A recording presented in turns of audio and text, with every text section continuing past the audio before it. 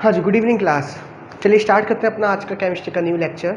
Basically सबसे पहले जो हमने पढ़ाया था वो था आपका रिवीजन, जहाँ तक भी हमने अपनी लाइफ जो हमारी ट्यूशन क्लासेस थे वहाँ तक कर रखा था। इसके बाद हम जो स्टार्ट कर रहे हैं अपना आज का नया टॉपिक कर रहे हैं, चैप्टर छोटा सा बचा है आगे क्योंकि मोस्टली हमने तभी कवर कर लिया था। तो ठीक है, जो बेसिकली मुझे स्टार्ट करना है वो है मेरा टाइप्स ऑफ रिएक्शन। क्या करना है? टाइप्स ऑफ रिएक्शन, कि जो हमारी तरह तरह की रिएक्शंस होती हैं बेटा, केमिकल रिएक्शंस जो हमारी तरह तरह की होती हैं वो कितने टाइप्स की होती है जनरली। हर रिएक्शन का कुछ ना कुछ टाइप होता है, चाहे वो एंडो हो, एक्सो हो, इवोल्यूशन ऑफ गैस वाली रिएक्शन हो, कुछ भी हो।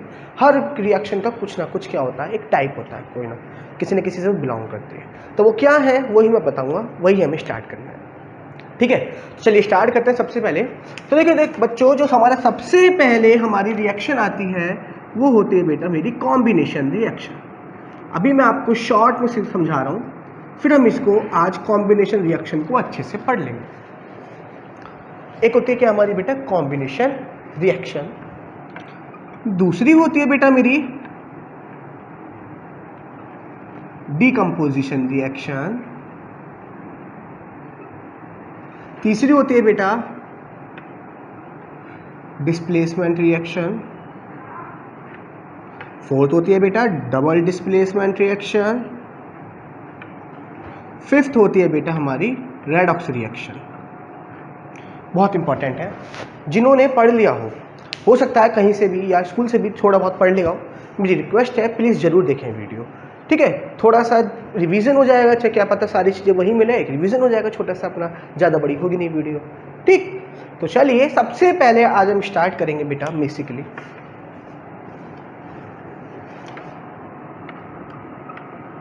Combination reaction. क्या होता है? अगर मैं शॉर्ट में इसको फॉर्म में लिखूं तो A plus B equal to C gives C. जब दो या दो से ज़्यादा सब्सटेंस, बेसिकली सुनिए मेरी बात, जब दो या दो से ज़्यादा सब्सटेंस कंबाइन होके एक नया सब्सटेंस फॉर्म करते हैं तो उस तरीके की रिएक्शन को कहते हैं हम कॉम्बिनेशन रिएक्शन। जब दो या दो से ज़्यादा, मैंने यहाँ दो लिखा है, जनरली ये दो से ज़्यादा भी हो सकते हैं। जब दो या दो से ज़्यादा सब्सटेंस कंबाइन होके एक नया सब्सटेंस फॉर्म करते हैं न्यू प्रॉपर्टीज़ वाला, जिसको हम कहते हैं प्रोडक्ट। जो प्रोडक्ट फॉर्म हुआ दो सब्सटेंस से मिलके एक सिंगल प्रोडक्ट जो फॉर्म हुआ है, या कह सकते हैं दो या दो से ज़्यादा रिएक्टेंट्स मिलके जब एक सिंगल प्रोडक्ट फॉर्म करते हैं तो उस केस में जो वो रिएक्शन कहलाई जाएगी आपकी, वो कहलाई जाएगी बेसिकली कॉम्बिनेशन रिएक्शन। क्या कहलाई जाएगी? Basically combination reaction. आया समझ में बेसिकली क्या होता है कॉम्बिनेशन रिएक्शन? कॉम्बिनेशन रिएक्शन हमारी बेसिकली इसके कुछ पार्ट में हम कह सकते हैं शॉर्ट में, ये एक तरीके से एक्सोथर्मिक रिएक्शंस, सारी नहीं होती मगर कुछ कॉम्बिनेशन रिएक्शंस हमारी एक्सोथर्मिक भी होती हैं। जैसे हम ऑयल होता है, जो पेट्रोल होता है, जब पेट्रोल को जलाते हो आप in the presence of oxygen तो हीट निकलती है ना, निकलती है, सबको पता है। तो एक तरीके से मैं कह सकता हूँ कि कॉम्बिनेशन रिएक्शन एक्सोथर्मिक हो सकती है। ठीक, हर बार नहीं होगी। ठीक है, तो कॉम्बिनेशन रिएक्शन बेसिकली हमारी एक्सोथर्मिक रिएक्शन हो सकती है जनरली। इतनी बात समझ में आई? इसके बाद हमने क्या बताया, जब दो या दो से ज़्यादा सब्सटेंस कंबाइन होकर एक सिंगल प्रोडक्ट बनेगा। बिल्कुल सही बात। अब वो दो सब्सटेंस कौन कौन से हो सकते हैं, सुन लीजिए मेरी बात। एलिमेंट प्लस एलिमेंट आपका मिलके एक सिंगल प्रोडक्ट बना सकते हैं, यानी दो एलिमेंट आपस में मिलके कंपाउंड बना सकते हैं, तो भी केमिकल रिएक्शन कौन सी होगी? कॉम्बिनेशन। एक सिंगल एक एलिमेंट कंपाउंड के साथ रिएक्ट कर रहा है तब तुम्हारा वो बेटा कंपाउंड बना रहा है आपका, तो भी वो तुम्हारी कॉम्बिनेशन रिएक्शन होगी। और अगर कंपाउंड प्लस कंपाउंड आपस में मिलके एक नया कंपाउंड बना रहे हैं तो तब भी क्या होगी? वो कॉम्बिनेशन रिएक्शन। यानी जब दो सब्सटेंस कंबाइन होंगे तो वो जो दो सब्सटेंस होंगे वो कौन कौन से हो सकते हैं? दोनों एलिमेंट भी हो सकते हैं, एक एलिमेंट हो सकता है, एक कंपाउंड मिलकर नया सब्सटेंस बना सकते हैं, एक कंपाउंड और कंपाउंड आपस में मिलकर नया कंपाउंड बना सकते हैं। तो बारी बारी तीनों के कुछ एग्जाम्पल दूंगा, मेरा कॉम्बिनेशन रिएक्शन खत्म। तो शॉर्ट में बोला जाए तो A plus B gives C, और ये जनरली एक्सोथर्मिक भी हो सकती हैं और कभी कभी एंडोथर्मिक भी होती हैं कभी कभी, ठीक है, बता देंगे आपको, समझा देंगे जब हम मिलेंगे। फिलहाल अभी इसको याद रखिएगा कि जनरली एक्सोथर्मिक में ये ज़्यादा होती हैं, ठीक है। तो इसके समझने के बाद हम इसके एग्जाम्पल से स्टार्ट करते हैं। तो देखिए जो सबसे पहला एग्जाम्पल आ रहा है, आपको समझ में आ गया होगा, सबसे पहला एग्जाम्पल है, हमने पढ़ चुके हैं, जो बहुत सारी रिएक्शंस हमने पढ़ी थी उन्हीं में से कुछ ना कुछ देखते हैं। मैं बहुत सारे एग्जाम्पल दूंगा क्योंकि कोई सी भी रिएक्शन आ सकती है, तो आप सारे एग्जाम्पल को देखेंगे, ठीक है। तो सुनिए बेटा मेरी बात, जनरली सबसे पहले बात करते हैं जो मैग्नीशियम रिबन होता है, मैंने आपको बताया था, जब हम उसको ऑक्सीजन के साथ रिएक्ट कराते हैं जो कि एक गैस है फ्रॉम एयर, तो उसमें क्या होता है, एक वाइट कलर का पाउडर बनता है जिसका नाम है magnesium oxide. Magnesium oxygen, magnesium oxide, साथ के साथ नाम भी बता रहा हूँ, this is magnesium, this is oxygen, this is magnesium oxide. तो ये आपने पढ़ा था। तो इस केस में ये जो रिएक्शन है वो कैसी रिएक्शन है, कॉम्बिनेशन, और ये दोनों आपस में क्या है, एलिमेंट्स हैं। तो सबसे पहले मैं कौन से एग्जांपल्स बता रहा हूं, जब दो एलिमेंट आपस में रिएक्ट करके एक सिंगल कंपाउंड बनाते हैं, दोनों के दोनों एलिमेंट मिलके क्या बना रहे हैं, आपका एक सिंगल कंपाउंड बना रहे हैं, ठीक है। इसी तरीके से अगर बात करते हैं हम दूसरा एग्जांपल, हाइड्रोजन गैस होती है, हाइड्रोजन गैस, जब हम उसको ऑक्सीजन के साथ रिएक्ट कराते हैं तो वो बना देता है बेटा आपका वाटर। क्या बना लेता है, वाटर। मैं रिपीट कर रहा हूँ, यहाँ भी क्या हो गया, कॉम्बिनेशन। जब हाइड्रोजन गैस आपकी ऑक्सीजन गैस के साथ कंबाइन होती है दोनों आपस में, तो ये दोनों भी क्या फॉर्म कर लेता है बेटा, वाटर फॉर्म कर लेता है। और ये भी किसका एग्जाम्पल है, आपका कॉम्बिनेशन रिएक्शन, ठीक है। तीसरा एग्जाम्पल देखिए, आप सुनते रहिए, कार्बन सॉलिड होता है जो कि मुझे कोल से मिला है, कोयला होता है, कोयला वो कार्बन से होता है ना, तो एक थोड़ी सी मिलावट होती है, तो कोयले से हमें क्या मिल गया, कार्बन। जब हमने उसका कंबशन कराया यानी in the presence of oxygen, तो टोटली जो ये कोल था उसने क्या प्रोड्यूस करी, आपकी CO2 गैस। क्या प्रोड्यूस करी, आपकी CO2 गैस। आप लोगों को समझ में आ गया होगा, ठीक है। तो ये किसका एग्जाम्पल है बेटा, कॉम्बिनेशन रिएक्शन। अगला बात करते हैं, ठीक है। अगला भी एग्जाम्पल देखिए, कार्बन कहाँ से मिला, कोल से, ठीक है, क्योंकि कार्बन कई फॉर्म में पाया जाता है। अगला, हाइड्रोजन गैस को जब हम क्लोरीन गैस, सुनते रहिए मेरी बात में बहुत सारे एग्जांपल बताऊंगा, कॉम्बिनेशन खत्म कर लेते हैं आज पूरा। हाइड्रोजन गैस को जब हम क्लोरीन गैस के साथ रिएक्ट कराते हैं तो दोनों रिएक्ट करके एक नई गैस बनाते हैं जिसका नाम है HCl गैस। और ये HCl गैस कौन सी गैस है, हाइड्रोजन क्लोराइड। कौन सी गैस, हाइड्रोजन क्लोराइड। कौन सी है बेटा, हाइड्रोजन क्लोराइड। ये हाइड्रोजन गैस, ये क्लोरीन गैस और ये हाइड्रोजन क्लोराइड गैस। और बेटा याद रखिएगा, अगर इस हाइड्रोजन क्लोराइड गैस के अंदर मैं वाटर को ऐड कर दूं तो ये बन जाएगा HCl एसिड, जो कि क्या होता है, एक एसिड। आपने सुना होगा हाइड्रोक्लोरिक एसिड। हाइड्रोजन को क्लोरीन के साथ रिएक्ट कराया, दोनों गैस थे तो बन गई हाइड्रोजन क्लोराइड गैस। अगर उसी गैस को मैंने वाटर में मिक्स करा दिया, डिसॉल्व करा दिया उस गैस को, तो वो जो सॉल्यूशन बन के आएगा वो क्या कहलाया जाएगा, हाइड्रोक्लोरिक एसिड। क्या, हाइड्रोक्लोरिक एसिड। आप लोगों को यहाँ पे समझ में आ गई होगी कि क्या होता है, ठीक है। इसके बाद सुनिए अगला एग्जाम्पल, बहुत सारे एग्जाम्पल दूंगा, पढ़ते रहिए। पहले हम कौन कौन से एग्जाम्पल पढ़ रहे हैं, जब एलिमेंट से रिएक्ट करता है, ये हमने बता दिया, ठीक है। इसके बाद आपका जो अगला एग्जाम्पल आता है वो ये है कि जब सोडियम को, जो कि सॉलिड होता है एक, हम क्लोरीन के साथ रिएक्ट कराते हैं जो कि तुम्हारा क्या है, गैस है, तो बन जाता है जो हमारा टेबल सॉल्ट होता है जिसे कहते हैं सोडियम क्लोराइड, ठीक है। क्या कहते हैं जिसे हम, सोडियम क्लोराइड। तो ये भी देखो, दो एलिमेंट मिलके आपस में क्या बना रहे हैं, compound, sodium plus chlorine gives sodium chloride. तो ये सभी के सभी बेटा किसके एग्जाम्पल हैं, केमिकल रिएक्शन के, ठीक है। एक तरीके से लास्ट एग्जाम्पल और दे रहा हूं मैं, आयरन होता है, आयरन सॉलिड होता है, जब हम उसको सल्फर के साथ रिएक्ट कराते हैं, ठीक है, तो वो बन जाएगा क्या बेटा आपका FeS। ठीक है, कोई दिक्कत? ये भी आपको समझ में आ गया होगा। ठीक है, कोई दिक्कत? यहाँ पर आयरन सॉलिड है, सॉरी सल्फर गैस नहीं, सॉलिड होगा यहाँ पर। ठीक है, जब हम आयरन जो कि सॉलिड है, एक सल्फर जो कि सॉलिड है, उसको रिएक्ट कराते हैं तो बनता है FeS, जिसका नाम होता है आयरन सल्फाइड। ये भी क्या होता है? सॉलिड होता है। ये बहुत इंपॉर्टेंट है, आपने 9th में मैंने पढ़ाया था। कंपाउंड फॉर्म करते हैं iron plus sulphur, iron sulphide, जिसमें कार्बन डाइसल्फाइड की मदद से अलग करने की कोशिश करते हैं मगर होता नहीं है ना। या मैग्नेट को यूज़ करते हैं कि प्रॉपर्टी शो हो रही है या नहीं हो रही है, ये हमने पढ़ा था। ठीक है, तो ये हो गए मेरे कॉम्बिनेशन रिएक्शन के कुछ एग्जाम्पल, जिसमें हमने क्या पढ़ा कि जब दो एलिमेंट आपस में मिलते हैं तो वो क्या फॉर्म करते हैं, बेसिकली एक सिंगल कंपाउंड। अब दूसरे एग्जाम्पल से देखते हैं। अब क्या करते हैं, जो दूसरे मैं बताने वाला हूं एग्जाम्पल्स, ये समझते रहना, लिखते रहना चाहे। कंपाउंड, जैसे पहले एलिमेंट प्लस एलिमेंट मिलके बना रहे थे, अब पढ़ेंगे कंपाउंड प्लस कंपाउंड मिलके एक नया कंपाउंड बना रहे हैं।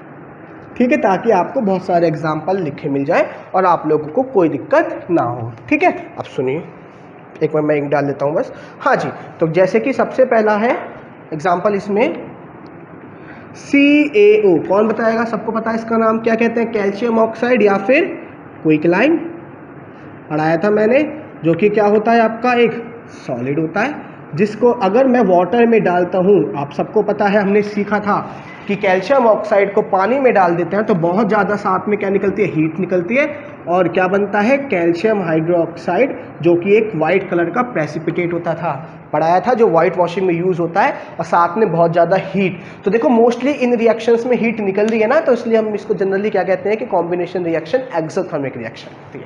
ओके, कॉम्बिनेशन रिएक्शन कौन सी होती है? Generally exothermic reaction. तो कंपाउंड है कैल्शियम ऑक्साइड भी, क्योंकि दो एटम से मिलकर बना है। ये भी कंपाउंड है क्योंकि दो एलिमेंट से मिलकर बना है, हाइड्रोजन ऑक्सीजन।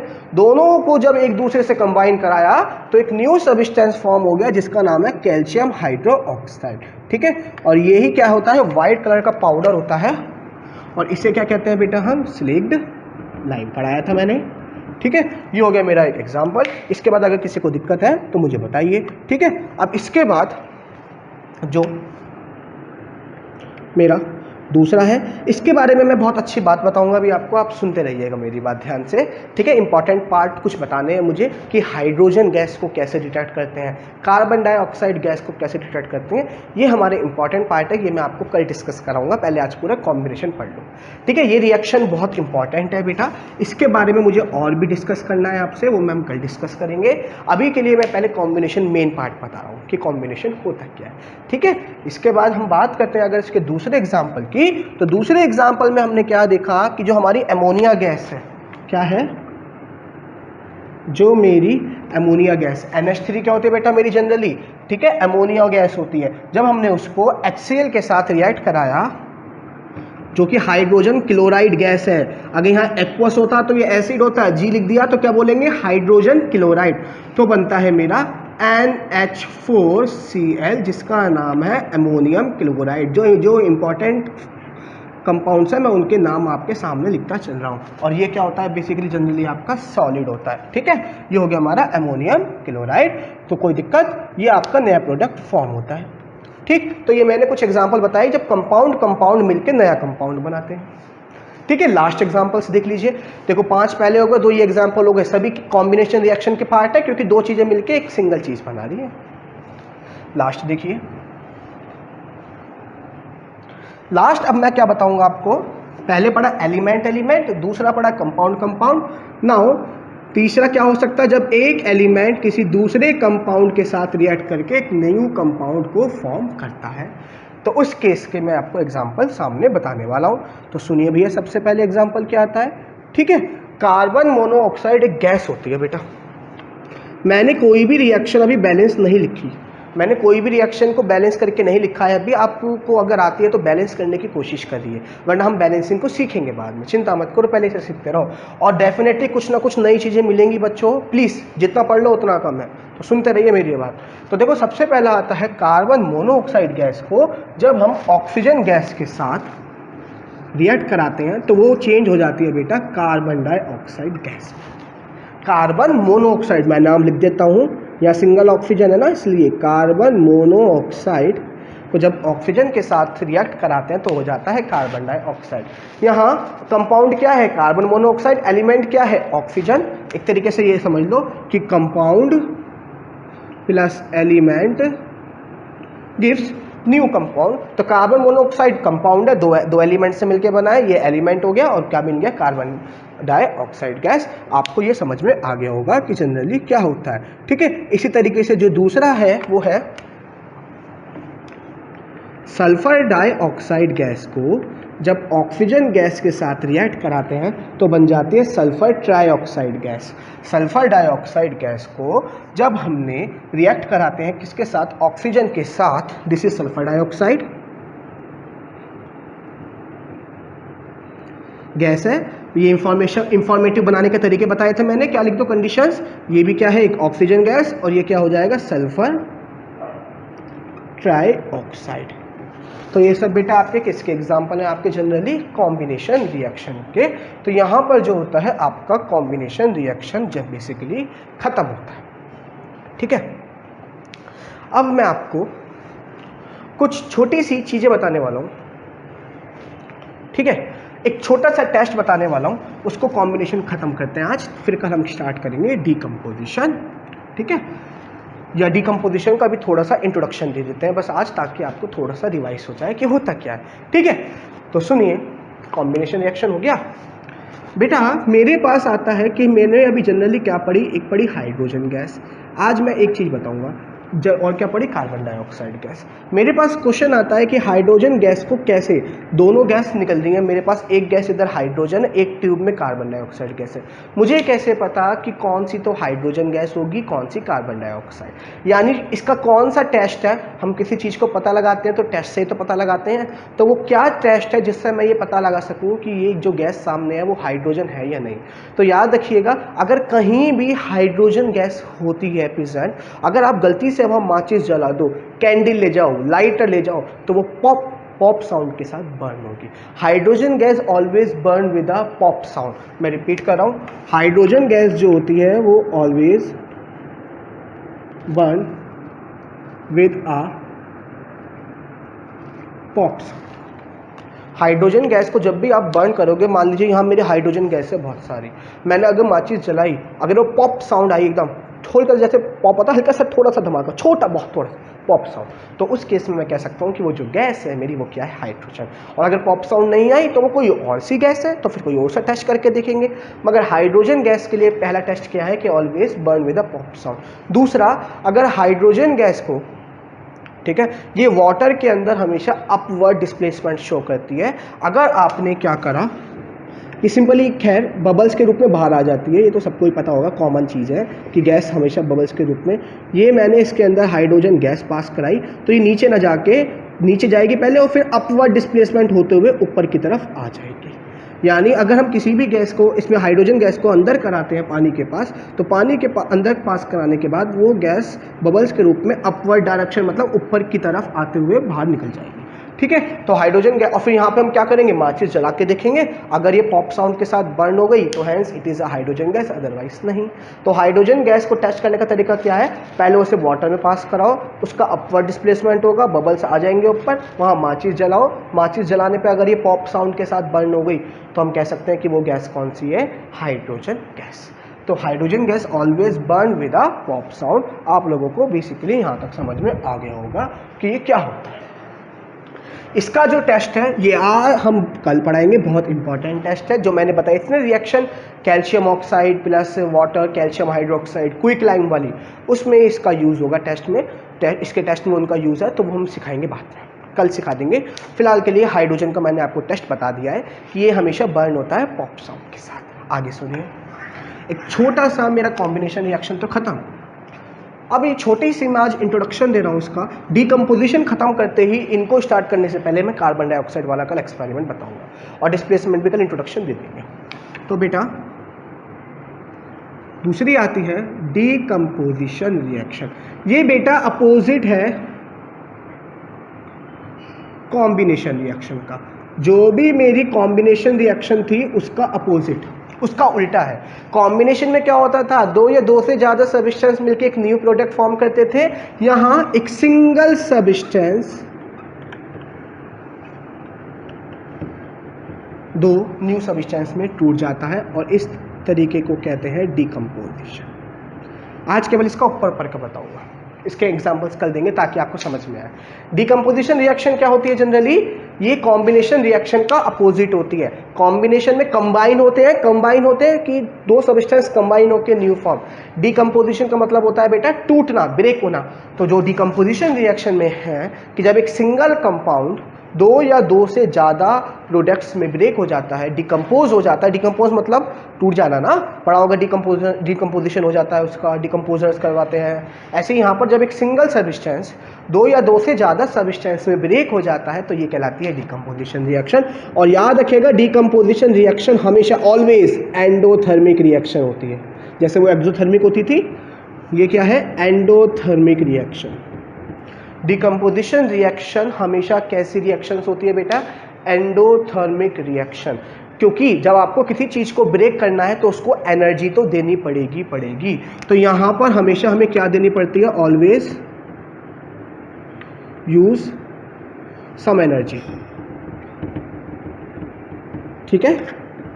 क्योंकि एंडोथर्मिक रिएक्शन में जो प्रोडक्ट हमारा ब्रेक हो रहा होता है दो सब्सटेंस में, उसको हमेशा क्या देनी पड़ती है, थोड़ी सी हीट।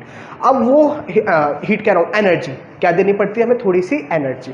तो डिकम्पोजिशन रिएक्शन जनरली मेरी क्या होती है बेटा, एंडोथर्मिक रिएक्शंस। क्योंकि एंडोथर्मिक क्या था, जो हीट एनर्जी की मदद से एब्जॉर्ब करता है, उसकी वजह से ब्रेक होता है, ठीक है। तो ये एंडोथर्मिक रिएक्शन होती है। अब एंडोथर्मिक मतलब एनर्जी किसी भी रूप में हो सकती है। तो जो मैं एनर्जी दूंगा आपको, सुनते रहना, बस आज केवल इंट्रोडक्शन दे रहा हूं। सबसे पहले किसके रूप में देते हैं, हीट। कल दोबारा से रिवाइज कराएंगे एग्जांपल के साथ तो समझेंगे। एनर्जी सबसे पहले, मान लीजिए, सुन लीजिए, मेरे पास एक कंपाउंड है सी, मैंने उसको क्या दी, हीट एनर्जी दी। एनर्जी देने का मतलब है एंडोथर्मिक, यानी एनर्जी यूज कर रहा है कुल मिला के, तो एंडोथर्मिक होगा ही होगा। सबसे पहले एनर्जी किस रूप में यूज कर रहा है, मान लो हीट के रूप में यूज दे रहे हैं हम, और हीट में देने के बाद ये A+B में टूट गया। तो इस तरीके की जो रिएक्शन होगी वो होगी कौन सी, थर्मल डिकम्पोजिशन। कौन सी, थर्मल डिकम्पोजिशन। डिकम्पोजिशन रिएक्शन के मैं टाइप्स बता रहा हूँ आपके, कि डिकम्पोजिशन रिएक्शन भी 3 तरीके की होती है और बहुत बहुत बहुत इंपॉर्टेंट है बोर्ड के लिए, आते ही आता है क्वेश्चन।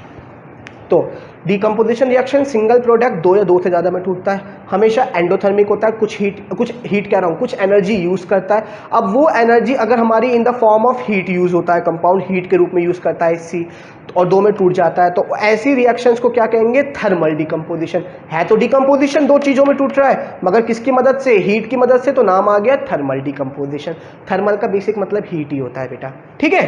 दूसरा टाइप सी तो हो गई है। दूसरा आता है बेटा in the form of electricity.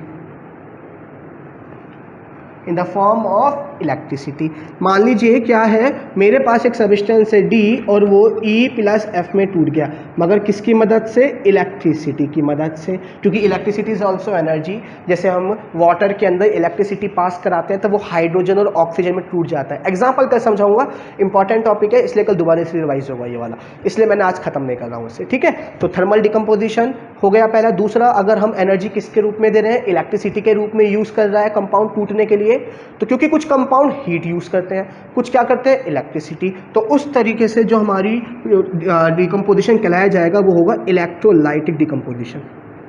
Electrolytic, ऐसे ही जो हमारा डिकम्पोजिशन होता है इसे क्या कहेंगे, इलेक्ट्रोलाइटिक डिकम्पोजिशन। तो अगर आपसे पूछा जाए what are the 3 types of decomposition reaction, तो अगर हीट की मदद से ब्रेक होता है तो थर्मल डिकम्पोजिशन, इलेक्ट्रिसिटी की मदद से ब्रेक होता है तो इलेक्ट्रोलाइटिक डिकम्पोजिशन। लास्ट आता है,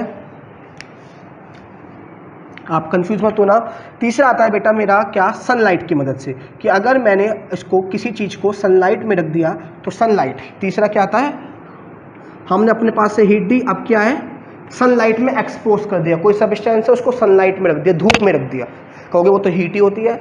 यहाँ हीट हम अपने पास से देते हैं, ठीक है, वहाँ पर क्या है, सनलाइट की लाइट भी है और सन की हीट भी है, लाइट, ठीक है, लाइट की मदद से हो रही है, बेसिकली सनलाइट कह सकते हैं, या फिर बेसिकली लाइट की मदद से, क्योंकि light is also energy. Light, torch की लाइट वो भी कह सकते हैं, ठीक है, तो वहाँ पे हीट भी है एक तरीके से, लेकिन मेन क्या चीज़ है, सनलाइट, लाइट प्रेजेंट होनी चाहिए। जो डिकम्पोजिशन रिएक्शन, जो सब्सटेंस लाइट की मदद से ब्रेक होते हैं, बताएंगे कल एग्जांपल्स तीनों के इंपॉर्टेंट है। जो भी रिएक्शंस लाइट की मदद से ब्रेक होती हैं, क्या लाइट की मदद से ब्रेक होती है, जैसे कि मान लीजिए मेरे पास एक कंपाउंड है ई, वो C+D में कुछ भी टूट गया in the presence of sunlight, light या सनलाइट लिखते हैं जनरली, तो ये होती है फोटोलाइटिक डिकम्पोजिशन। क्या होगी बेटा, फोटोलाइटिक डिकम्पोजिशन। होपफुली आप लोगों को ये समझ में आ गया होगा कि फोटोलाइटिक डिकम्पोजिशन क्या होता है। ठीक है, अगर किसी को कोई दिक्कत है तो पूछ लीजिए। इसमें हम क्या करते हैं बेटा, जनरली लाइट एनर्जी देते हैं। ठीक है, अगर किसी को कोई दिक्कत है तो पूछिए। फोटोलैक्टिक डिकम्पोजिशन, फोटोलाइटिक डिकम्पोजिशन एक ही बात है। तो यहाँ से हमने क्या पढ़ा, डिकम्पोजिशन और कॉम्बिनेशन का बेसिक पढ़ लिया, कॉम्बिनेशन पूरा पढ़ लिया, डिकम्पोजिशन के कुछ एग्जांपल्स पढ़ लिए, मतलब इसके बारे में पूरा पढ़ लिया। कॉम्बिनेशन का अपोजिट होता है, जनरली एक सब्सटेंस दो में टूटता है, इसको हमेशा हमें हीट देनी होती है, कुछ हीट मतलब कुछ एनर्जी, वो एनर्जी अगर हीट के रूप में यूज़ हो रही है, कोई कंपाउंड हीट की मदद से टूटता है तो ऐसी रिएक्शन क्या होगी, थर्मल डिकम्पोजिशन। कोई इलेक्ट्रिसिटी की मदद से टूटता है तो इलेक्ट्रोलाइटिक डिकम्पोजिशन, या फिर हम शॉर्ट में इसे कहते हैं इलेक्ट्रोलाइसिस भी कहते हैं। क्या कहते हैं इसको, शॉर्ट में इलेक्ट्रोलाइसिस। ठीक है, और अगर हमारी सनलाइट या in the energy in the form of light जा रही है तो फोटोलाइटिक डिकम्पोजिशन, फोटोइलेक्ट्रिक डिकम्पोजिशन एक ही बात है। ठीक है, तो ये हो गया मेरा डिकम्पोजिशन का पूरा ठीक है। तो कॉम्बिनेशन में क्या होता है, जनरली एक्सोथर्मिक, और डिकम्पोजिशन क्या होता है, एंडोथर्मिक। ठीक है, तो इसको ऐसे याद रखिए, हमारे गैस का चूल्हा है, जब हम उसको बर्न करते हैं, ऑक्सीजन के साथ रिएक्ट कराते हैं, तो वो हमें हीट ही तो देता है, एनर्जी तो देता है in the form of light. या पेट्रोल को हमें ऑक्सीजन के साथ रिएक्ट कराते हैं तो हमें एनर्जी तो मिलती है। तो इसलिए कॉम्बिनेशन जनरली क्या होती है, एक्सोथर्मिक, ये क्या होती है जनरली एक्सो, और ये जनरली क्या होती है हमारी एंडोथर्मिक रिएक्शन। तीन तरीके की होती हैं, थर्मल डिकम्पोजिशन, इलेक्ट्रोलाइसिस या इलेक्ट्रोलाइटिक, फोटोलाइसिस या फोटोलाइटिक डिकम्पोजिशन। अगर किसी को दिक्कत है तो पूछिए। आज का आपका जो होमवर्क है, ठीक है, पहला है what do you mean by combination reaction and what do you mean by decomposition reaction, दोनों क्वेश्चन हो गए। डिकम्पोजिशन रिएक्शन के तीनों पार्ट बताने हैं, बस अभी एग्जाम्पल मत लिखना। ठीक है, कोई दिक्कत। और हाउ कैन यू चेक या what is the test of hydrogen gas, सीधा सीधा कि आप हाइड्रोजन गैस का टेस्ट कैसे करेंगे, तो क्या लिखोगे, burn with a pop sound. अभी आपको ग्रुप में सेंड कर रहा हूँ होमवर्क, इसे देखिए, कोई दिक्कत है तो मेरे से पूछिए। ठीक है, अब चैप्टर खत्म की तरफ जा रहा है, इसे पढ़ के चैप्टर खत्म, यही तो तीन चीज़ बचती हैं बस हमारी।